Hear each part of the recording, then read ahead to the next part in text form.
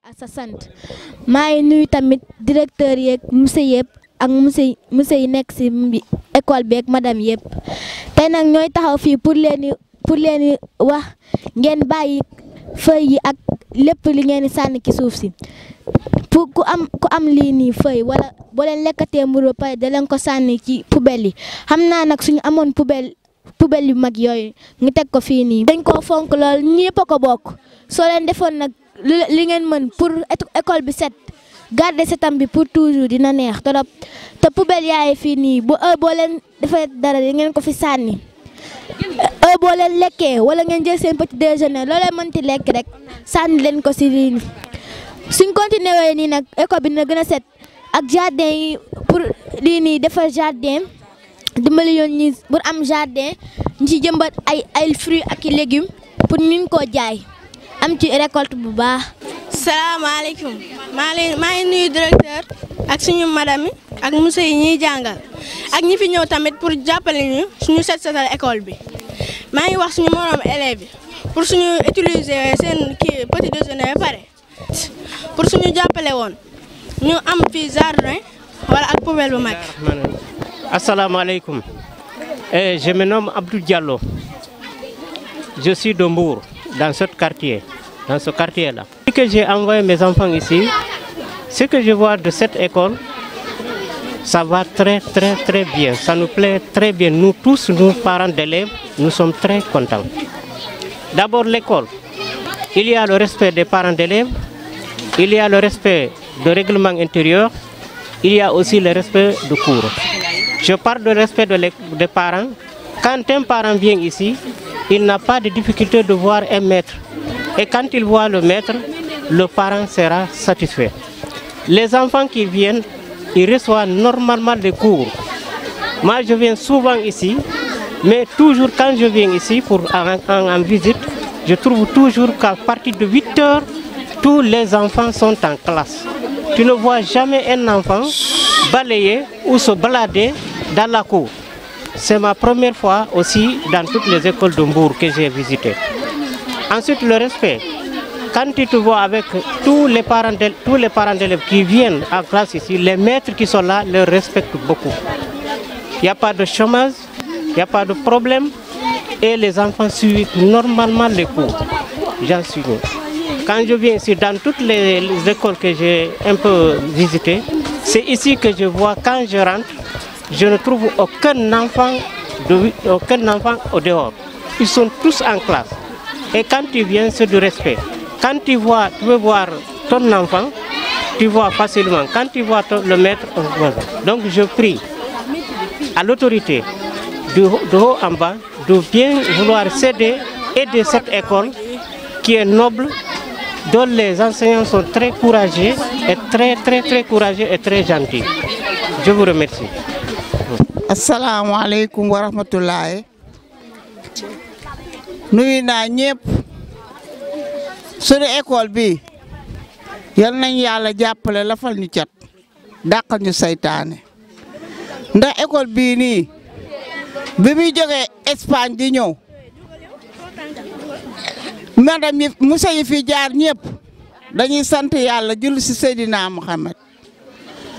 madame yi fi nekk fii nii ku lim rek da ngay juum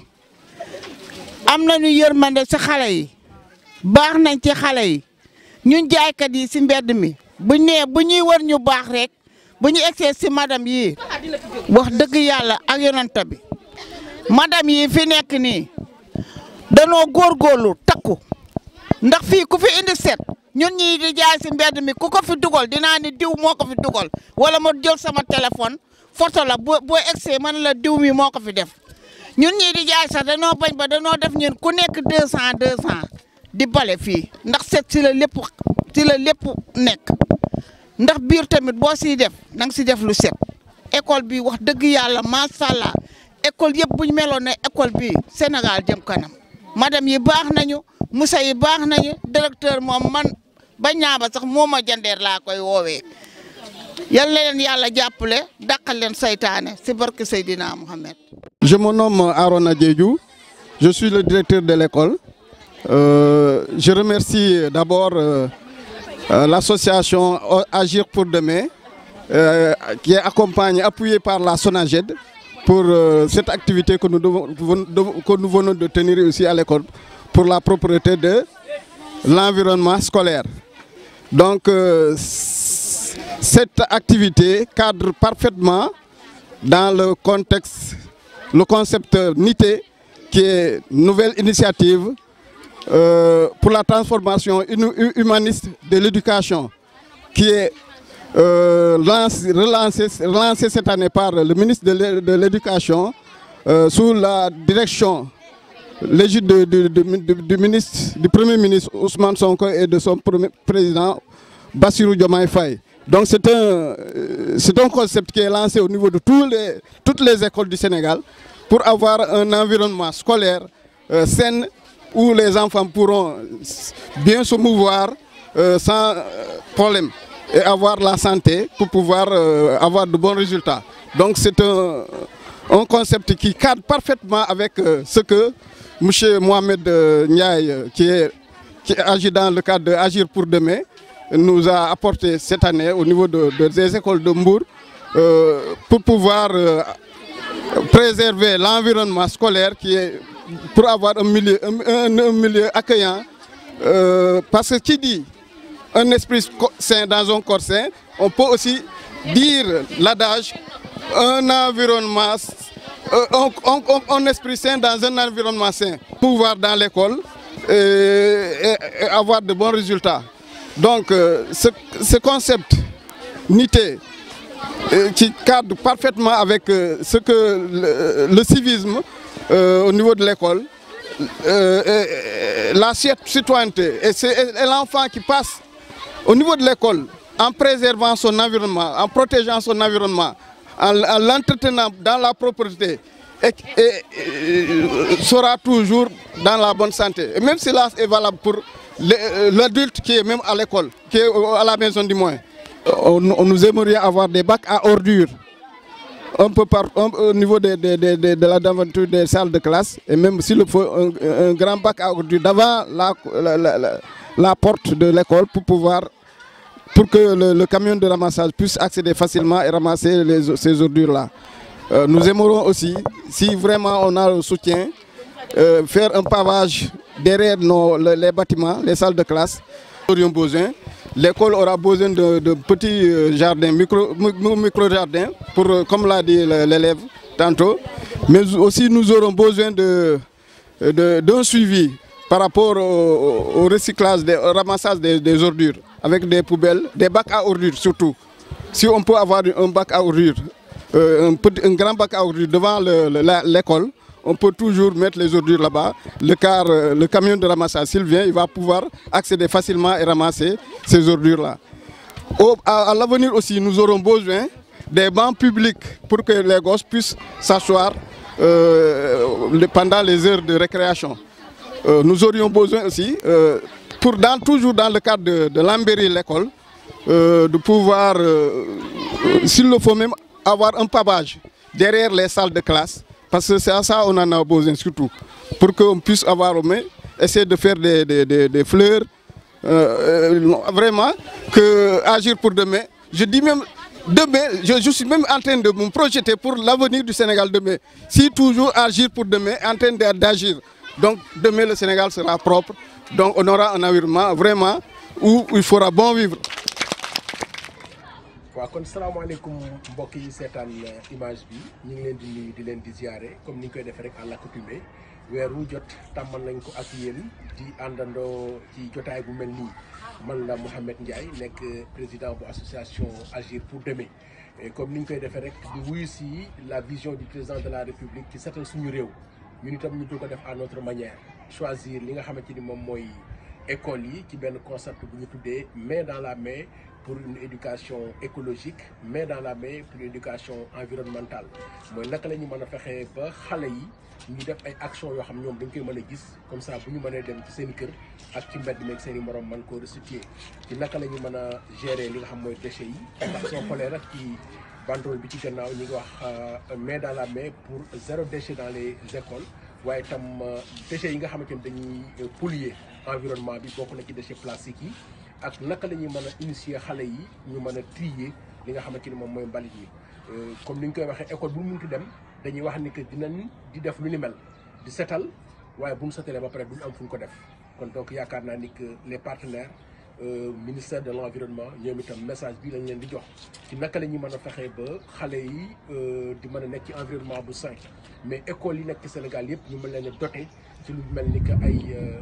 pôle mbalit comme ni ñu koy waxee ngir bu ñu balee ba pare mën a am fu ñu ko mën def waaye bu ñu ko balee ba pare am fu ñu ko def baax na aussi ñu mën a xool nu ñuy lëkkaloo ak société bu mel ni que Sonaged wala ñu ni mel ngir ñu mën koo jël foofu tam yóbbu ko fa ñu ko war a yóbbu loolu tam bokk na ci li nga xamante ni moom la toujours école yi di joytu waaye lu jëm ci wàllu aussi xale yi li ñuy jàng ci théorie ci wàllu environnement ñu mën di ko pratiquer comment ñu defal leen ay jardin ci biir école lu mel ni que ay micro jardinage yi nga xamante ni dañ fa mën di jëmbat loo xamante ni mën nañ ko di jaay te bu ñu ko jaayee aussi dina am lu muy yokkaat ci koom bi ci wàllu école bi kon tam ñi ngi tàllal loxo yi ñi nga xamante ni ñooy les partenaires ngir ñu mën a taxaw ci naka la ñu mën a fexee ba école yi am ay jardin te ko wax jardin di nga wax ndox te am na école yi nga xamante ni ni sa yenn directeur dañ lay wax ni que dañuy am jafe-jafe ngir di mën di fay seen ay facture ndox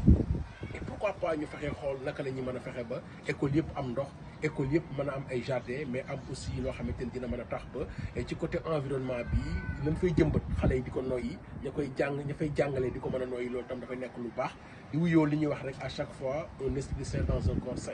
di jaajëfal vraiment monsieur Diédhiou directeur école bi waaye itam jàngalekat yi enseignants yi parents d'élèves yi ñoom ñëpp vraiment comme ni ñu ko waxee waa Sonaged ñu leen di remercier ñoom samay partenaire lañ ci turu ki nga xamante ni mooy rugby di Babacar Naam ak équipe bi mu àndal tey ji yëpp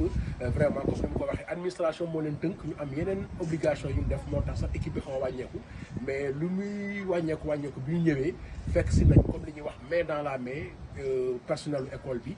élèves yi ci boppam ñun ñëpp ensemble ñu jéem a fexe setal école ba mu set et kon jaajëfal leen bu baax a baax di am yéene toujours di def lu ni mel comme tey nag comme ni ñu ko daan defee dañ daan def ay bancs écologiques maanaam recycler ay mbuus ak ay mbalit dugal ko ci ay pono